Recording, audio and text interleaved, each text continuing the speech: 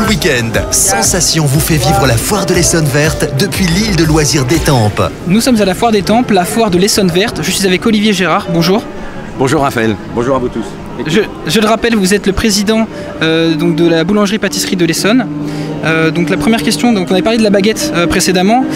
Maintenant on va mettre à l'honneur les croissants, puisque ce dimanche nous saurons qui aura gagné le prix du meilleur croissant, qui participe et quels sont les objectifs de ce concours. Alors ceux qui participent, ce sont les chefs d'entreprise, leurs salariés et les apprentis, parce que nous souhaitons mettre à l'honneur aussi nos apprentis qui, sont nos salariés et nos chefs d'entreprise de demain. Le but de ce concours est de promouvoir le fait maison, ce qui a été décrié depuis de nombreuses années. Nous sommes fiers d'apprendre que nous avons de plus en plus de boulangers essonniens qui reviennent vers le fait maison. Ce qui est très important, c'est partir de très bons ingrédients pour faire un très bon croissant, donc la farine et évidemment le beurre pour faire un croissant au beurre sur des beurres français. Alors vous qui êtes surnommé le chef des boulangers, quel est votre rôle concrètement dans ce concours ?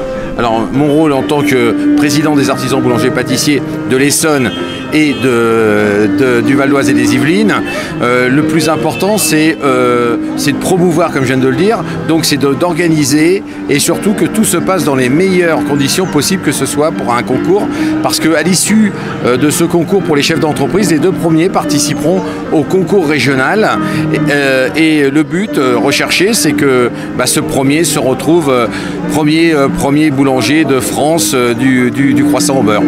Alors justement, des qualifications donc pour le concours régional. Adrien Ozano, un Essonnien, avait remporté le prix du meilleur croissant au beurre de France en 2021. Qu'est-ce que cela fait de l'Essonne selon vous ?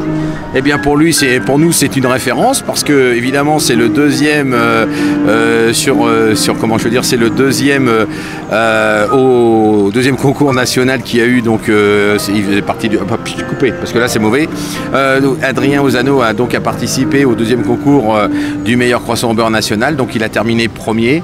C'était à Vannes, tout s'est très, très bien passé pour lui. Il était très serein, donc tout ce qu'il a, il a été entraîné par plusieurs boulangers pour être au top, parce qu'évidemment là on est sur un concours.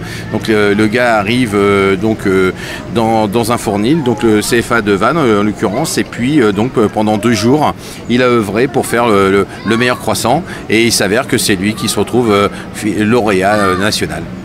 C'est donc une bonne nouvelle pour l'Essonne. Et au niveau du concours, donc on va voir avec les résultats ce dimanche, comment vont être jugés les croissants ? Alors il y a 4 critères, donc nous avons évidemment la robe, comme pour un vin, donc c'est son enveloppe, c'est son croustillant, c'est surtout son visuel, etc. Donc on reprend ce qui a été mis en place par la Confédération nationale de la boulangerie-pâtisserie, donc ils doivent avoir leur forme originelle, donc ça veut dire courbée, en forme de croissant de lune. Ensuite ils sont coupés, donc pour voir leur alvéolage, etc. Et il y a leur croustillance, il y a le goût, le beurre, etc. Tout pour faire un bon croissant au beurre. Alors j'imagine que cet événement, c'est aussi l'idée de promouvoir les circuits courts, mais également de promouvoir le département au niveau du savoir-faire local. Qu'est-ce que vous en pensez ?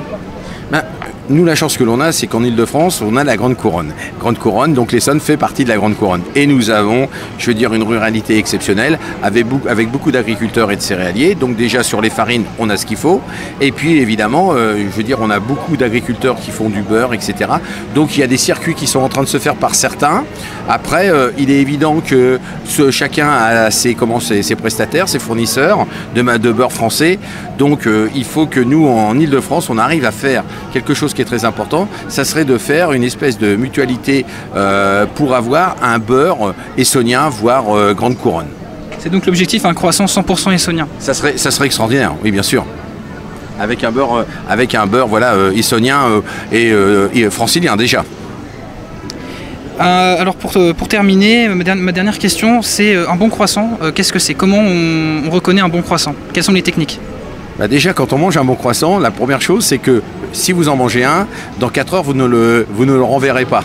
Ça veut dire qu'il est avec des matières saines. Quand vous mangez un croissant industriel surgelé, ça veut dire que pendant toute la journée, vous allez le renvoyer, parce que vous allez avoir des aigreurs d'estomac.